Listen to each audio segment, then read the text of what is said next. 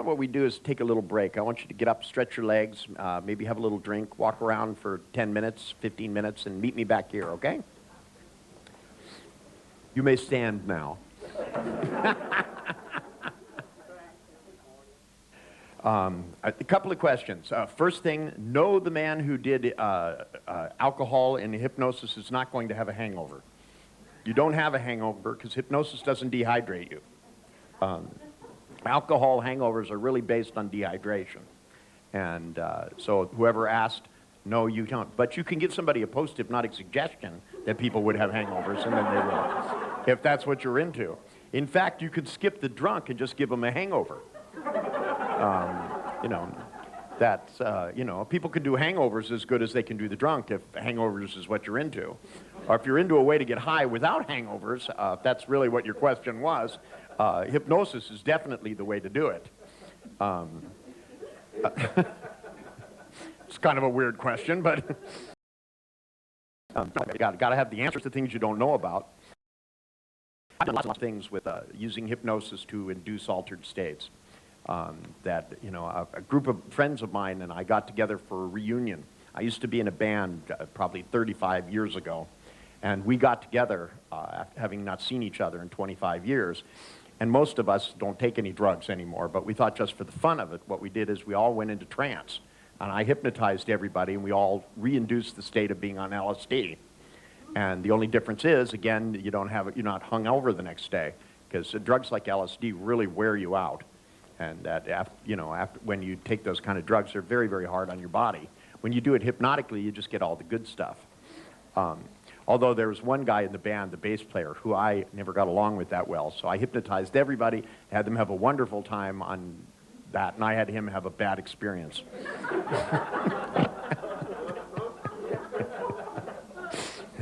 And when he came into me a couple of hours later and goes, well, man, I'm really freaking out. And I went, that's good. Somebody else also asked, what is the concept of DHE, and what's the difference between NLP? First, it looked like it said the difference between MP, which is a government official in England. And so the difference would be DHE works. DHE and NLP differ almost dramatically because neurolinguistic programming is, I mean, they couldn't be more diametrically opposed. NLP is based on finding things that people do, finding out how they do it unconsciously, and installing it in someone else. DHE started because I found out most people, their strategies that they use are sort of unpleasant. That, you know, musicians become highly motivated, but they do it through stress.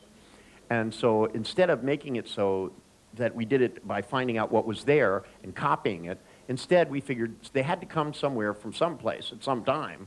So instead we just started making them up. And instead going inside and thinking of it more like an interior decorator.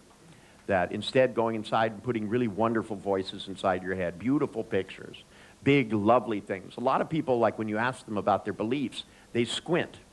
And for a couple of years, I never actually got around, and I finally asked somebody, why are you squinting? And they said, because I'm having trouble seeing the picture. And they made their belief pictures were like only this big. And so they had to go like this to see them. And of course, that doesn't make any sense to me. If you're going to look at something, especially your own beliefs, they should be big and bold so you know what they are, so that if you don't like them, you can do something about it.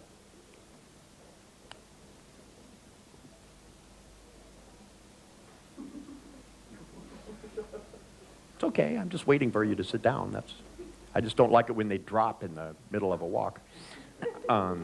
So really the major difference, design human engineering is really about taking all the sounds that you hear, and that's why I asked him if he had the sounds effects disc, because I actually have a disc that's full of sounds. It has trumpets and all kinds of things, because, you know, and special kind of music, because if you can record a McDonald's hamburger commercial inside your head, the same machinery can be used to motivate yourself. If you hear lovely trumpets going da da da da da da da da, you know, it's kind of hard to be depressed when you have stuff like that in your head. And I play that kind of stuff when I work with people and get them to record things inside their head so that they can use the music and the sounds and all of those things so that... Example given. Thank you, thank you, thank you. Thanks, God.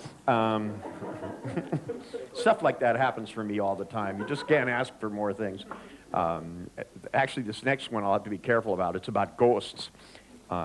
This next question, it says, what do shamans do, in your opinion, when they call spirits? I misread it, and it said when they call pints. But it's spirits. They started to say, is this really just a case of self-hypnosis?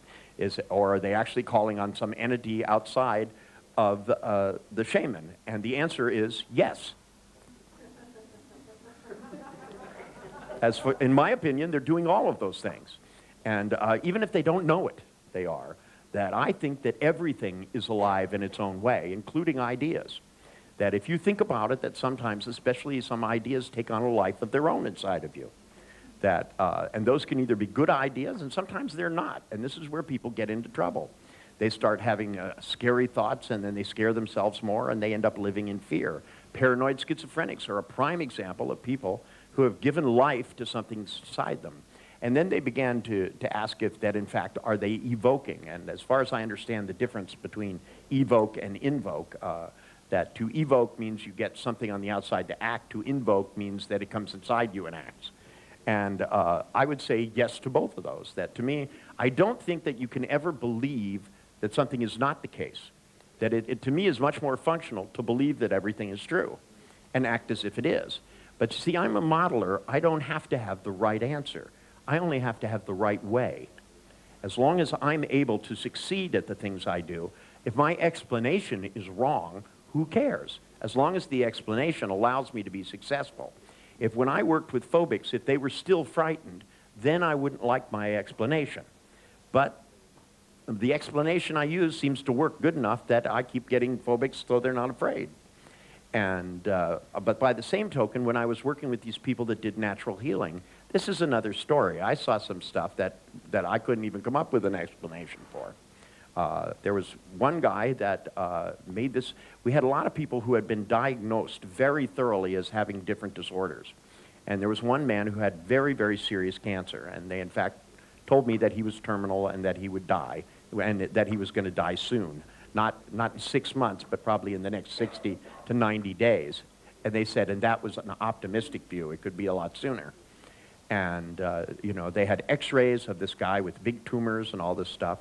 And this guy came in, and he put his hands on this guy. He went into a totally wacko altered state. We were measuring them with these things called mind mirrors. And this guy went into a profound altered state. And after he did that, then he stopped. But we also had a mind mirror on the guy that he was, quote unquote, healing. And that guy went into a profound altered state, which was identical. I mean, when you measure these things, mind mirrors actually measure the magnetic resonance on the brain. And they have little lights, and there's 16 on either side, because it measures the hemispheres differently. And it formed kind of like a bell curve on the visual graph. And this guy formed a bell curve, and then it just moved down into a deeper and deeper state until it got all the way down into very low epsilon states. This is below the meditative states, which are like deep alpha. This is like down in the basement, rummaging around in old boxes. And this guy went into the state, and then all of a sudden he stopped. But the other guy stayed in the state for probably 20 minutes. The guy just sat there like this, and then they took him in the other room, and they took x-rays, and the tumors were gone. And I have no explanation for that. I just think it's really cool, because the doctors totally freaked out. And they were just came out, and they went, what happened? And the guy said, I healed him. And they said, how did you do that? And he said, I called upon the spirits. And of course, they didn't ask. They went, spirits? And I went, yeah, excuse me, what spirits? You know, and they said they called upon the spirits of certain plants. And the guy actually had a bag, and he had plants in it. And he pulled out these plants, and he said, these are my spirit guides, and they do everything. And he brings handfuls of these plants and some kind of flower and sticks it inside this little bag, and he calls upon the spirits, and he said he can see them go in and do the healing. And so I tried it with him. When he went into the altered state, I just mirrored him, sat across from him, and had him do it again, and I went into the same state.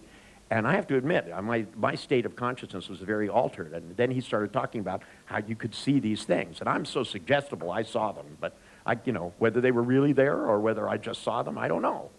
That would be too hard to say. I'm the kind of person, somebody handed me cough medicine once, and I started coughing. They said, here, hold this for a minute. And I looked at it and went, cough, medicine. And I went, you know. And then I read it had codeine in it, so bang, I drank some.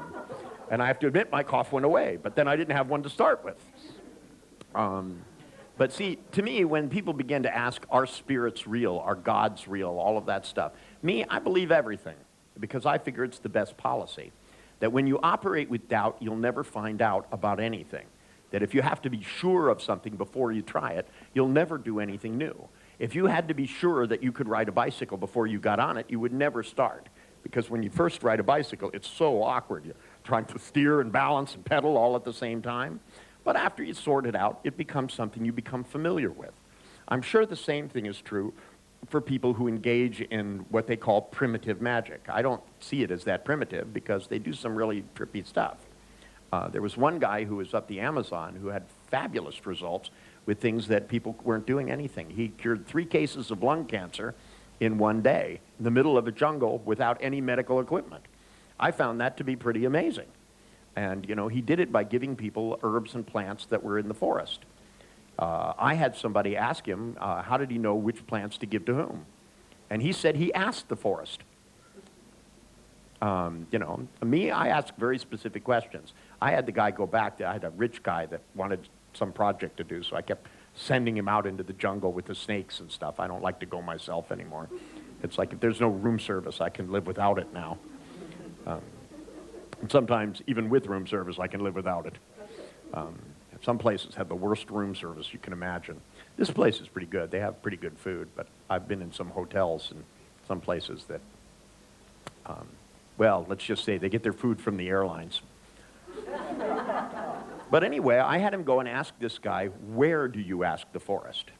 Rather than what, because I already knew what he asked the forest, but I just wanted to know if it mattered where he asked it. And he took this guy through the jungle, and he took him all the way around, and they hiked for 2.5 days, and then he took them to where there was this lagoon. And he went and stood on this tree, and he said, this is where I asked him. So we had this radio telephone, this thing that goes through the satellites. You call anywhere in the world, and so he called me, and he said, I'm at the place. And I said, well, good. I said, what I want you to do is to think of somebody who's got something, stand on the tree and ask a question and see what happens. So he went and stood on the bough of this tree, and he thought about this guy who had a skin disorder. And he was the guy that had flown him down there. And he went and thought about his skin disorder, and he asked the forest, and suddenly he got a picture of plants. He's a pretty good artist. He drew the plants. The shaman went into the forest, found the plants. They mixed up this stuff, put it on the pilot, and his skin rash went away. I mean, what can you say? So do we say that the forest has intelligence? If something the size of your brain can have intelligence, why couldn't a forest? I mean, to me, it's eminently plausible to say that the only thing that's conscious is the human brain is to be ignorant. I mean, this is what psychologists said about rats, that rats don't think. Well, it turns out that the rats do think, otherwise they wouldn't have been able to swim to the cheese. For us to say that we're the only consciousness and it only exists on this plane and in this dimension and it must be made out of carbon, it's just like people who say that, you know, they don't believe that there are other life forms in the universe. Excuse me, it's too big for there not to be other life forms. You know, I mean, the question is there intelligent life on this planet? I have some questions about that. Whether there's intelligent life off this planet, I have no question about. I mean, the universe is too immense for there not to be all kinds of wonderful, magical things. And I think the same thing is true, that in, quote, civilized society, I grew up in an inner city. So my being in touch with the planet is, you know, concrete. You know, I know lots about the city, but, you know, I had never been in these places. And as I started exploring the world, going to places where you're actually out in the elements, where you actually feel the rain rather than see it out the window. And, you know, where smoke isn't something that you make, it's something that's just there in the forest by virtue of natural phenomenon. That, you know, instead of getting rid of smells, you participate in them. That people who are more in touch with those environments are going to know more about how to manipulate them. Some of it, I'm sure, is, you know, spiritual, and some of it, I'm sure, is hypnosis.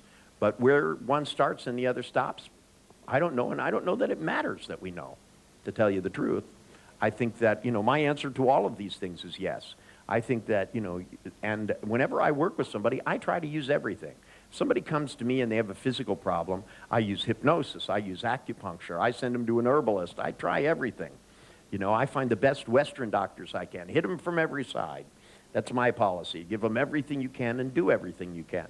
I mean, some of you know that it was about 3 years ago, my wife got a very rare disease, and it crippled her from the neck down. And the doctors explicitly said she would never walk again. Well, I guess she wasn't listening because she walks now. And, you know, she's not going to run 25-mile marathon for at least a couple more years, but she's doing really well. And, you know, for a doctor to say that they explicitly know that people aren't going to get better, well, you can't always know that. You know, you have to count on this planet that wonderful, mysterious things happen. And if you don't try to participate in them, you may cut yourself off from them. This wonderful story somebody told me. I did a workshop, and I was talking about some of these things in London, and this woman came up to me, and she said that, you know, I want to tell you about something that happened with my grandfather. He went to the hospital, and when he went to the hospital, because he was feeling badly, that he was so racked with cancer in his body that they just said, there's nothing we can do. And they sent him home. And the doctor said to his family, they said, well, should we tell him? And they said, there's not really anything that can be done. You know, you don't really need to say anything to him. And they gave him all this pain medication, which, of course, gets you high as a kite. But anyway, he was under a misimpression. He thought they sent him home because they cured him. So he went home, and he didn't say anything. His family didn't say anything, and they kept sitting around, waiting for him to die. 17 years later, he did. I mean, they were talking weeks, and he was so convinced that he got better, he just went back and engaged in his life. He started going out and playing golf and doing all of this stuff and just ignoring the pain. And mysteriously, somehow or other, he got better. Now, I can't explain that either. But, you know, you can say the spirits did it. You can say his state of consciousness did it. The truth is his beliefs did it. And whether his beliefs took advantage of spiritual things or not, who knows? For me, I'd say plan on having miracles, and you're more likely to. That certainly, you know, they told me crazy stuff when I found out I was a diabetic. That, you know, I was in the hospital because I was misdiagnosed, and I dropped into a coma. And I was taken to the hospital, and when I came out of the coma, they started telling me all of this crappy-ass stuff that they tell you when you're sick. The first thing they did is they told me, for example, they told me that I needed to quit smoking because being a diabetic, you have more problems with hardening of the arteries than a normal person. Plus, smoke doesn't mix with insulin very well. So I looked at the doctor, and I said, okay, I quit. They gave me a good reason. I'd smoked for years, but I just said, okay, I quit. And the doctor looked at me and said, well, it's not going to be that easy. And I said, well, gee, I thought it was. You know, you told me to quit. I'm convinced, so I quit. And they said, you know, don't even think that way. And I said, excuse me? And they said, look, we'll get you some literature. So they went and they brought me a big stack of literature, right? And the literature literally laid out how you plan to quit smoking for a month before you even smoked one cigarette less. So I was going to have to start again because I quit. In my mind, I was done. That was it. So I said to the doctor, I said, this literature's wrong. I don't want this. I said, I quit. I said, I quit. I quit. That's all there is to it. I don't need this. And he looked at me, looked me straight in the eye like a hypnotist, and he said, as soon as you eat a meal, you're going to crave a cigarette. And I went, me or you? And he went, oh, I've never smoked. And I went, yet. I said, if he wants to play hypnosis, he's fucking with the wrong guy. At least we remember, I'm supposed to be the best hypnotist on the planet. You want to fuck with me? You try to put my ass in a trance, I'll kick your ass into a worse one. You put me in a good trance, I'll make you feel nice. But you try to make me feel bad, you're going to lose in the end.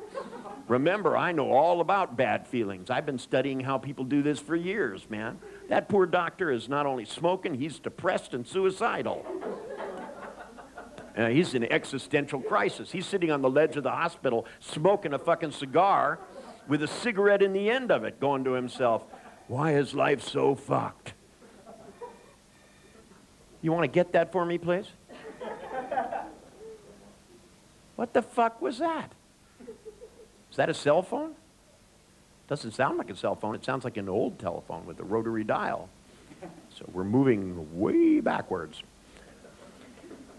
Anyway, it might be a good idea when you come in here to turn your cell phones off, because if you guys just happen to be going into a trance, then when you leave here, cell phones are going to ring and you're going to drop back into trance. It could be dangerous. In fact, your cell phone could ring while you're driving and you might crash your car. Who knows, every time you start to think about having sex, the cell phone will go off in your mind, and your penis will get the next instruction that the doctors gave me. You know what else they told me? They said, Dr. Bandler, I'm afraid we have to warn you that 80% of the people with diabetes suffer from impotence. And I said, well, I think I'll be part of the 20 then, thank you. And the doctor looked at me and he said, what, do you think you get to choose? And I said, yeah, of course I get to choose. And you better let me, too. That's why he's out on the ledge now. That to me, that it just makes sense. If you're gonna, if the odds aren't good, if you have a 1 in 99 chance, be the one. The hell with the other 99 people. That's what I say. That if you begin to, because if you make yourself believe things 100%, the likelihood of them happening is so much more increased. The fact that every client that I met, I believed could be changed, so far I've been, I think, pretty lucky because my clients have cooperated and changed. They sent me all kinds of people which were supposed to be impossible. These are people that were chronic, people that were given up on, people that had no hope. And I tried everything. I mean, I did every weird thing under the sun. Some of them, I just scared them out of it. I mean, there could be no other explanation. I had one guy who suffered from a lack of motivation. And he was actually sent by the Hasidic community in New York. And they had supported him through law school, and he didn't take the bar exam because he felt that since he was so intelligent, he should just study the Talmud, and his alarm would ring in the morning, and he'd look at it and then just go back to sleep.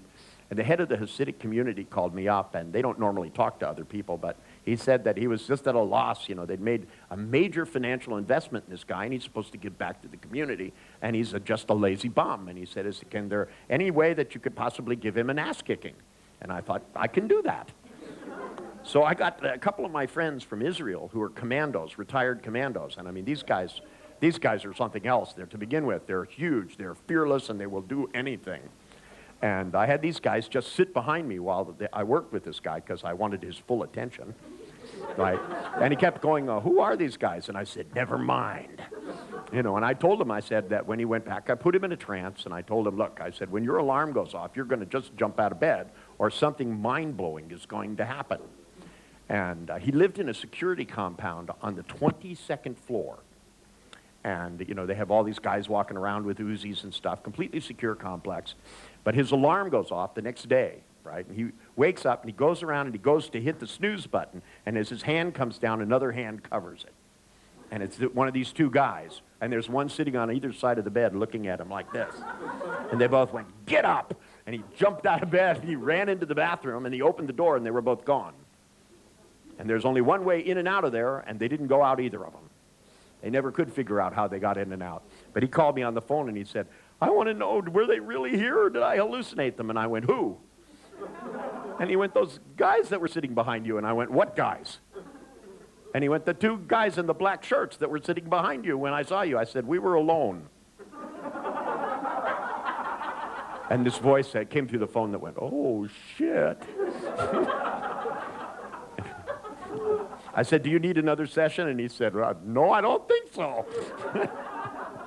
I got a call from the head of the Hasidic community, and he said, I don't know what you did with that guy, but can I send 3 more?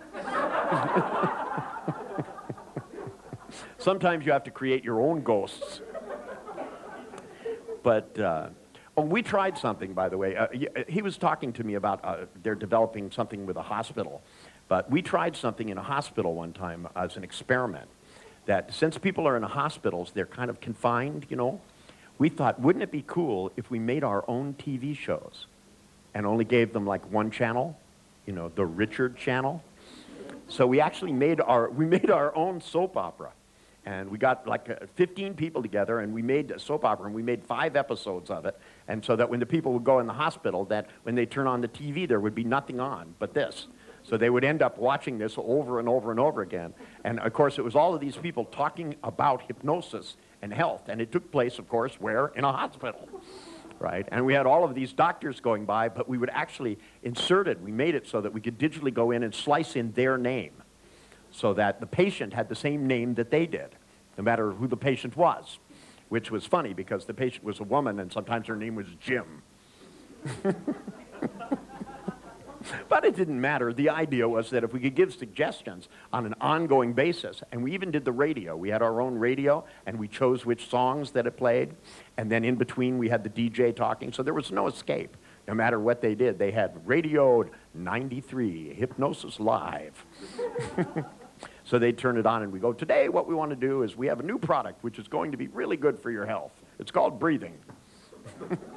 Every breath you take, if you put this air freshener in your room, every breath you take is going to make you healthier and happier, healthier and happier. You're going to find yourself healing.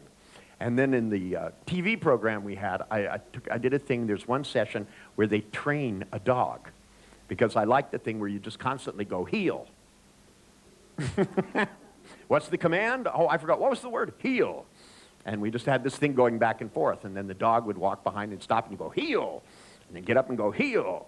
So that constantly we were just inserting the word in there because we wanted to see if we could overcome some of the negative suggestions. I mean, when I think about the suggestions my doctor gave me, because he's required to by law, in California they have a law called informed consent, which means you have to tell the patients all the worst things that might possibly happen. And this is a law that was passed by the insurance companies. It has nothing to do with medicine.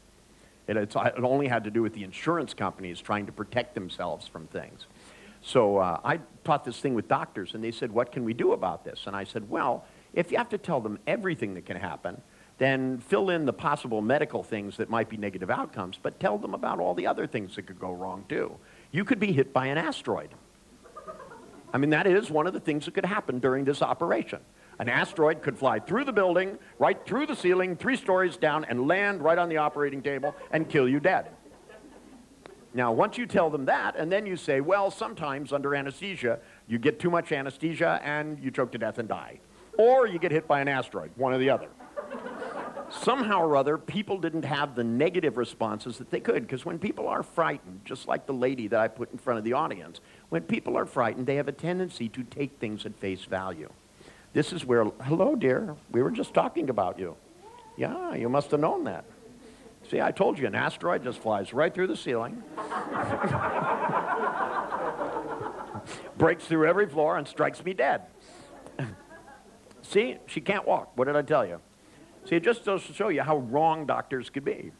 For a while, my wife was in a wheelchair, but she found it too difficult to shop. So did you go out, or are you just about to, or what?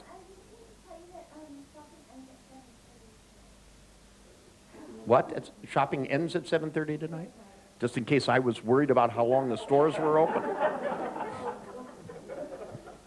Well, thank you, dear. I feel so relieved now. So I take it that means we're going out for the ring, huh? I told you guys.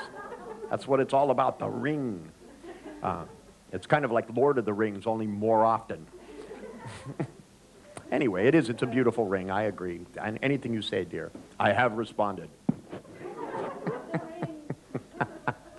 That's what Milton used to do, by the way. Milton used to do that with his wife. Yeah. Milton he had, when he was in his office, he wanted his wife, he goes, Betty, I want you to come in here for a minute. And she'd come in and she'd go, what is it, Milton? And he goes, I want you to demonstrate self-hypnosis. She goes, oh, Milton, I'm very busy. And he'd go, the ring. And she would go, yes, Milton, do anything he said. I try it, and I go like this. I go, Paula, the ring.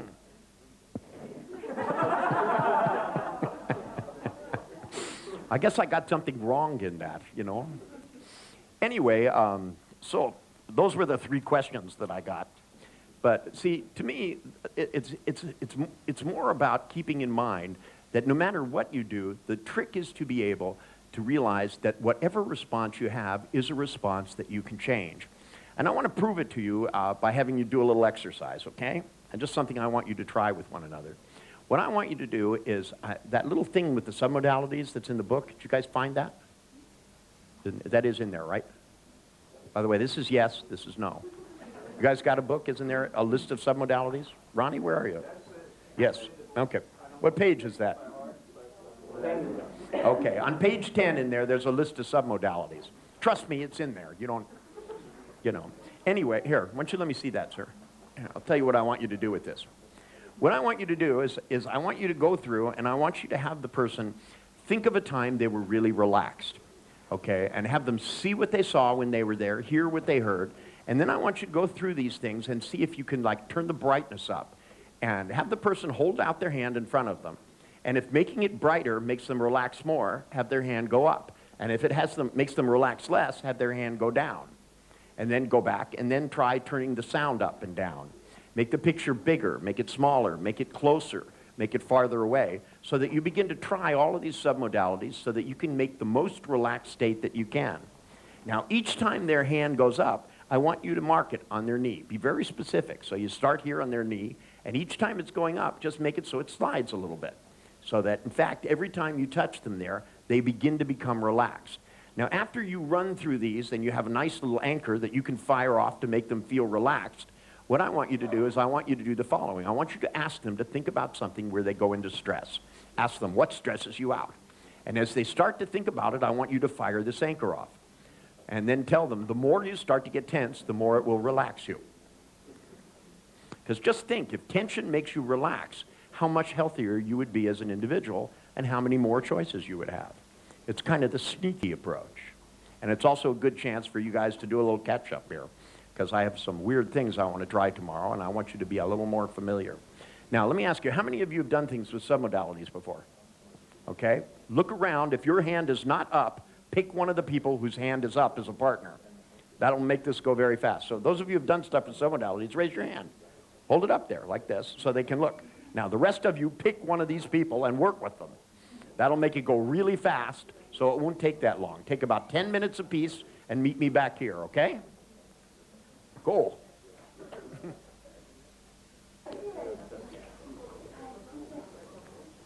So, how'd you guys do? Good? Of course it works. I knew that, or I wouldn't ask you to do it in the first place.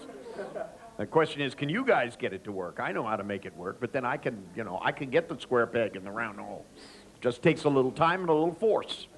Okay,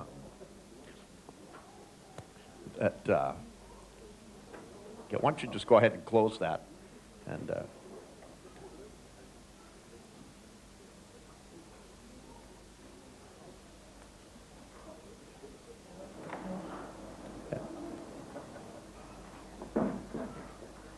that's good. We'll lock them out. Anyway, before we finish this evening, there's a couple of other things that I wanted to go through. You guys are late. You're not supposed to seem so happy about it. Here, I'm trying to make you feel bad, and you're just smiling in my face. You know. You're not supposed to grin up at me and go, yeah. See, this is the trouble. You start getting people to relax, and the next thing you know, they start breaking rules, start having a good future, start making more money, having better relationships. Then what will I do for a living? You know. Of course, you know, once you can take away problems, you can always reinstall them. That's not too big a problem. I had one psychiatrist that came and studied with me for about a year, and then he came up to me and he said he was losing his clients. And I said, what do you mean you're losing your clients? And he said, well, my clients are getting better. They're not coming back. And I said, well, you need to get new ones. You know, I said, it's not like there's a shortage of lunatics on this planet. This I can guarantee you. All you have to do is watch the news. I mean, they're just doing such nutty stuff all over the place. Did you guys see where in Thailand they decided to move a munitions dump?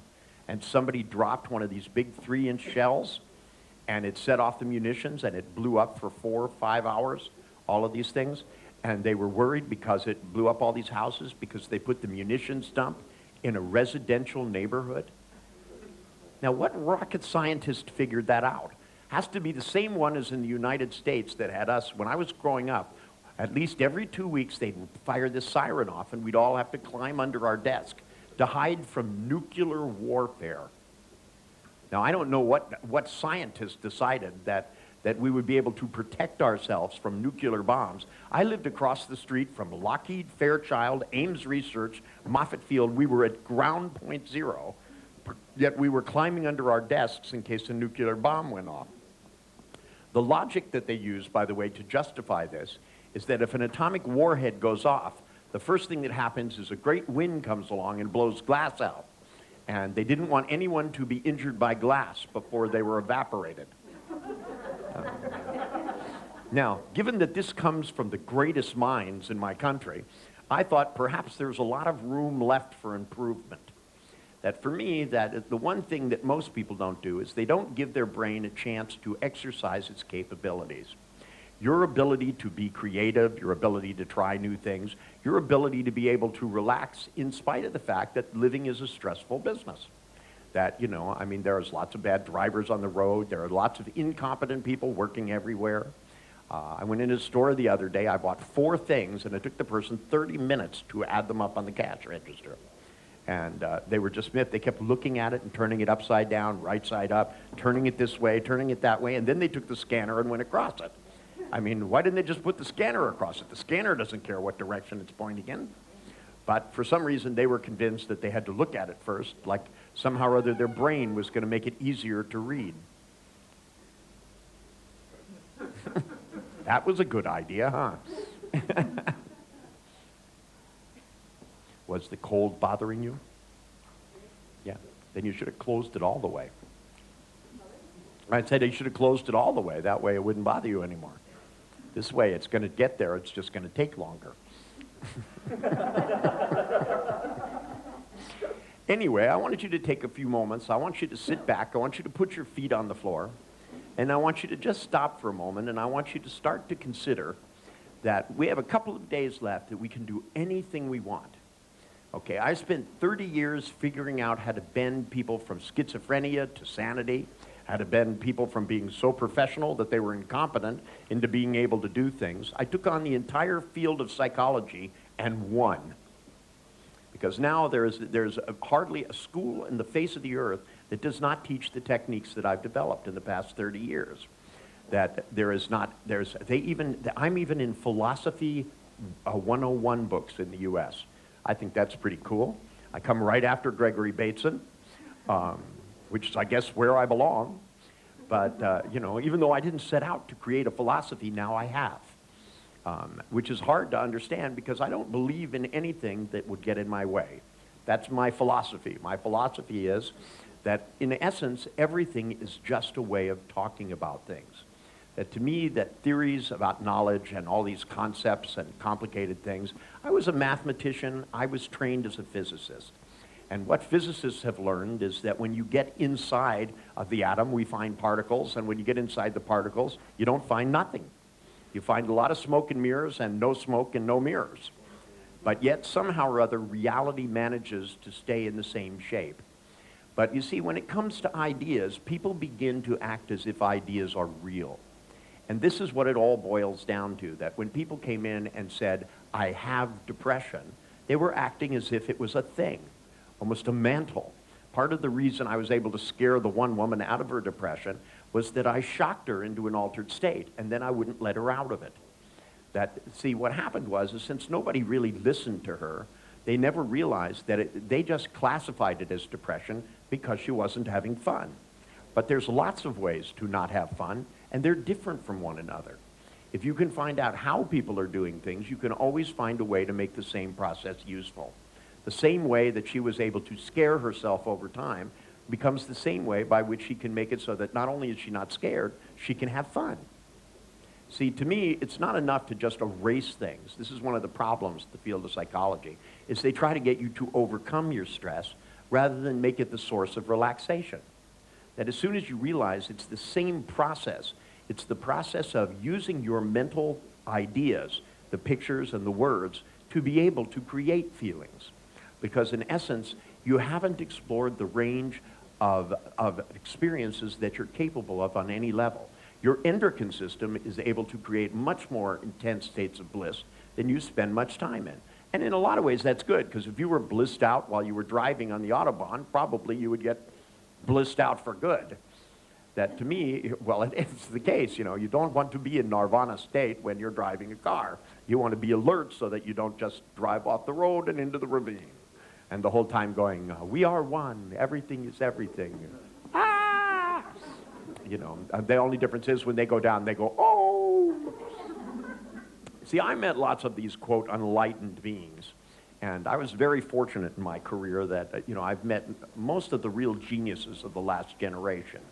That once I started modeling people, it was odd how suddenly all of these brilliant people got mad that I hadn't modeled them. So suddenly I got a summons to go meet Linus Pauling. And he said, I'm one of the great minds. How come I'm not on your list? And I went, well, you are on the list. I just hadn't met you. And he said, well, go ahead. You've met me. Model me. And I'd go, okay. I said, when you think about chemistry, how do you do it? And he said, well, what do you mean? I said, well, let's take something. I mean, in order for you to think about a double helix, what do you do? And he said, well, a double helix is really quite simple. The first thing you do is imagine a mirror. Now, I never really thought about imagining a mirror that wasn't there, but, me, I'm easy. I went, okay. And I'm combing my hair like this. And he said, now, put a helix molecule in front of it, and then turn it towards the mirror, and watch the reflection of it in the mirror. That's the only way that you can understand a double helix molecule. Well, I took chemistry in school. They never told us that at all. They showed us pictures of what it wasn't. They said, well, this is a helix molecule, but this is two-dimensional. Think of it as three-dimensional. And I went, yeah, right. So I said to myself, it's three-dimensional. And nothing happened. That's why I wasn't really that great of a chemist. Which the chemistry department will verify for you. If you contact the university, that little burnt field that's on the side as you come in used to be the chemistry department. See, I have this problem. The other thing about having a wanton sense of exploration means that I also am prone to make mistakes. But you see, my theory is if you make enough mistakes and you notice it, eventually you're going to find the right course. If you just make the same mistake over and over again, you become numb, you become deaf, you become blind. What I want you to do is to sit back for a moment, take a deep breath, close your eyes, and consider that tonight, while you sleep and dream, you're going to engage in the natural process of integration. This is the chance for the unconscious portion of both of you to begin to take the things that it's heard. Because while you've been listening consciously, not everything I've said to you is for your conscious mind. Many of the things that I've said to you is for the unconscious portion of you to begin to let go of the rigid beliefs that get in your way and begin to soften. And to begin to soften both your ideas, to soften your beliefs, and to soften your skin. Because at one time when you were very young, you didn't have enough beliefs so that you limited yourself. You let your imagination see things that weren't there. I know that many of you had an imaginary friend or an imaginary pet. And yet, as you got older, you gave up those, quote, childhood things. But it also meant you closed down your senses to so many things that you missed the obvious. This is the way psychologists missed accessing cue. While Freud was trying to interpret dreams, he didn't watch the eye movements of the people in front of them. He didn't listen to the predicates of their language. He was busy looking for the fish in their dreams. Years and years ago, a psychoanalyst, actually two of them, brought to me a client in which they told me they didn't want me to do anything to help the client, that they were doing something that was more important. They were writing papers which they were both going to submit, in which they both had different opinions about the etiology of their problem, that is, where their problem began. And the one psychologist told me that he knew that this woman was stuck at the breastfeeding developmental stage. And the reason that she had a phobia of the sound of gum chewing was because that she was stuck at this stage of development. And that the sound of breastfeeding was much like the sound of gum chewing. And I guess he doesn't suck on breasts quite the same way I do, because it doesn't sound like that to me. But he was convinced, and when I asked him, I said, how do you know this? And he said to me in all seriousness, he looked at me, and he said, because of the fish in her dreams. That cleared it right up, I have to tell you. Now, this is a guy who went to college until he became somebody with a BA, or in his case, probably a BS. And then he was somebody that got a master's in science. Then he got a PhD. Then he went to medical school. Then he did years of residency. This guy didn't get out of college till he was in his 30s. So with all this educational, he looks at me and says, because this woman has fish in her dreams, this is why she has a phobia of the sound of gum chewing. The other psychiatrist said to me something equally as stupid. He told me that obviously she had walked in on her parents having sex and was traumatized by this, repressed it back into her memory, and later on this emerged by symptom substitution to be a complex which developed into her neurotic behavior, where she had this phobia which expressed itself every time she heard the people chewing gum. And I asked him, I said, well, how do you know this? And he said, well, this client has a free associated on my couch for over 5 years. I've listened to the complex, deeper meanings of the things that she has said about gum chewing. And repeatedly, when she had talked about how surprised she was, associating the accident of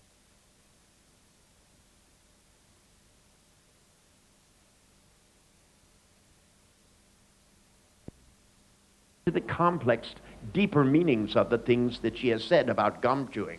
And repeatedly, when she had talked about how surprised she was, associating the accident of being surprised with the accident of walking in our parents having sex, obviously this is where the trauma began. And I said to myself, what a crop of horseshit. And I looked at the woman and I said, I don't know where you got your phobia. I said, but these guys don't want me to fix it because they're writing papers on you. And I said, but lucky for you, I never do what I'm told. They only said that the symptoms still had to exist. They didn't say in whom. You guys see this one coming? Well, so Richard began to put her in a trance, and lo and behold, the others in the room went into a trance as well. And the deeper she went, the deeper they went. And I looked at her and I told her to really go back. Go back deep into your unconscious and to let the problems that you have go to where they should be. And so the problems floated out of her, and they floated into psychiatrists, where they could be more useful and they could write papers about them for the rest of their life. And I said, but just out of curiosity, I want your unconscious to go back and to find out what the root cause of this is. Not that it really matters, because you're never going to have to do this again. And suddenly she opened her eyes and she looked at me and she said, my dad used to chew tobacco. He held me off a ski lift because he didn't want me to be afraid. And all I could hear is that smacking of the gum chewing. And she said, I guess that's why gum chewing scares me. And I looked at her and I said, scared you? Scared you. Past tense. And I told her I wanted her to think about the sound of gum chewing. And at that moment, I reached over and fired off an anchor I had made for her to relax. And she said, well, I can hear the sound of gum chewing, but I'm not afraid. And I went, and suddenly the two psychiatrists became totally frightened. And the woman began to laugh. And I began to laugh. Because if you look at the humor and the fact that we build such silly problems, such silly things frighten us, we become afraid. There are women that look in the mirror and they go, my breasts are too small. Too small for what? You know, they seem to be just fine.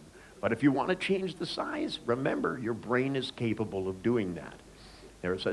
They've been doing breast enlargement with hypnosis for over 2,000 years. So, you know, but of course they don't tell you that when you go for plastic surgery. They tell you the best way to change your beauty is with a knife. I happen to think if you want to look better, leave the knives alone. You know, maybe a little makeup, a little rest, you know, maybe some positive thinking. But I've noticed that whether you're a man or whether you're a woman or whether you're confused about that, it doesn't matter. The happier you are, the better you look. So the trick is to be happier more of the time. So tonight, while you sleep and dream, I want the unconscious portion of each of both of you to lock onto that idea and to go through and to begin to root out all of those things that you feel bad about too much of the time. And all it needs to do is to begin to rewind them. Start at the end, move towards the beginning. Because anything you think about that bothers you, if you start at the end and run it so that people walk backwards, talk backwards, throw in a little circus music. It's just hard to be feeling bad when you have circus music and Charlie Chaplin walking backwards in your head moon dancing. It's just not the same thing. But it also does something at the neurological level. At the neurological level, what it does is it begins to flatten out the neurons, because most of us are designed to run our memories forward. And if instead of doing that, you run your memories backwards so that you begin to think differently, so that you begin to really let yourself have a chance to relax away all the things that you might worry about and give yourself a chance to let the inner part of you, which is beautiful, come out. Because if you spend more and more of your day feeling better and better, what's bound to happen is that you're bound to look prettier. You're bound to feel better, and you're bound to have more creative ideas, and you're bound to find more solutions where things seem to be impossible. And you'll begin to find that your creativity is going to flow. So tonight, while you sleep and dream peacefully, I want you to rest deeply, but I want you to go deeper asleep than you normally go. If you only for a moment let your conscious mind slip off. And just like most of you are able to decide what time you're going to wake up in the morning, you set your alarms and you wake up just before they go off. This is a universal of human experience. It only means that even while you're deep asleep, your conscious mind can program you to wake up out of that sleep. Even if you just program yourself to wake up when the alarm goes off, you know, there's nothing that says you have to. My son certainly doesn't. You can put all the alarms in the world in there, he'll never wake up. He slept above my recording studio for years. You can drop an anvil next to the bed and he won't wake up. But if you whisper, "You're gonna be late," bang. That's the point that he gets it. You see, it doesn't take a loud noise. It only takes the right words in the right place at the right time to begin to change your experience. It only takes the right picture in the right place, moving in the right direction, to begin to program your future so that you can do better things. It only takes the right words at the right time for you to begin to feel differently about anything about yourself. Because whatever it is about yourself that you feel badly about, you've done enough. It's now time to just remember the second mantra. Lighten the fuck up. Lighten the fuck up. Because, you see, it's the inner delight that you're capable of feeling. That if you look at something about yourself and feel bad, that's just something you learn to do. You can also learn to begin to realize that you are an individual on this planet. There is nobody else like you. Nobody's got the same fingerprints. Nobody has the same footprints. And the reason you have different footprints is the planet is keeping track of you. It knows where you are and it knows what you've been doing. It's kind of like Santa Claus. And if you literally open up your mind and begin to draw energy from the earth, you'll feel better.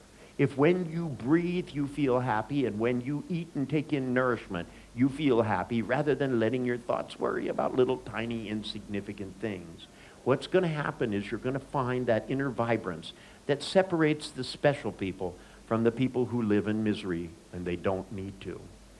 Remember, your life could be so much worse, and if you keep practicing bad thoughts, it will be. On the other hand, there's enough to deal with in reality, and it's not that bad things won't ever happen. I don't care whoever promises you that. No one of us know the future. Things will happen. The question is, are you going to learn from them, and are you going to dwell on them? Because if it's time to move on and to try new states and to realize being alive is a wondrous process. And whether or not it's the spirits, or whether or not it's the hypnosis, or whether or not it's evocation or invocation, the thing you have to keep in mind is if you get high with hypnosis, you won't have a hangover. So in a moment, let your eyes open. Hello. And remember, come back at 10 o'clock tomorrow. Wide awake, alert, and ready for new things. I will see you tomorrow. Have a good night.